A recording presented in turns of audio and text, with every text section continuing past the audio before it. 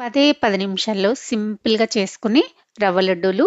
ఎప్పుడు స్వీట్ తినాలనిపిస్తే అప్పుడు సింపుల్‌గా ఇలా ట్రై చేయండి.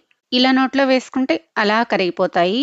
అంత బావుంటాయి. తప్పకుండా ట్రై చేయండి. వారం, 10 రోజుల వరకు నిల్వ కూడా ఉంటాయి. స్టవ్ పైన కళాయి పెట్టేసుకొని 2 స్పూన్ల వరకు నెయ్యిని వేసుకొని, అందులోకి మీకు నచ్చిన డ్రై ఫ్రూట్స్ వేసుకొని ఫ్రై చేసుకొని, నేనైతే జీడిపప్పు, బాదాం, కిస్మిస్ వేసుకొని ఇలా గోల్డ్ కలర్ వచ్చేంత వరకు ఫ్రై చేసి పక్కన పెట్టేసుకున్నాను. ఇప్పుడు ఒక కప్పు తీసుకొని 2 కప్పుల వరకు ఉప్మా రవ్వను వేసుకొని లైట్ గోల్డ్ కలర్ వచ్చేంత వరకు మంటని లో ఫ్లేమ్‌లో పెట్టేసుకొని ఫ్రై చేసుకొని ఒక ప్లేట్‌లోకి ఇలా వేసేసుకొని, ఇప్పుడు ఒక హాఫ్ కప్ వరకు ఎండు కొబ్బరి వేసుకొని మిక్సీ పట్టుకొని రవ్వలోకి వేసేసుకోండి.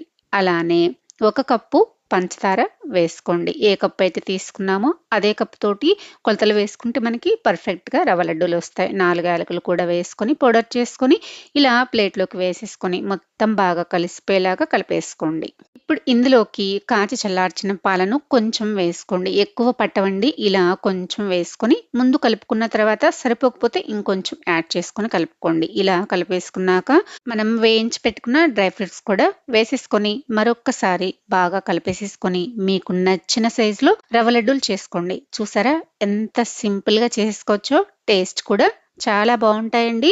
తప్పకుండా మీరు ట్రై చేసి ఎలా వచ్చాయో కమెంట్ చేయండి. నా వీడియో గనుక మీకు నచ్చితే లైక్ చేసి సబ్స్క్రైబ్ చేసుకోండి. షేర్ చేయండి. Thanks for watching.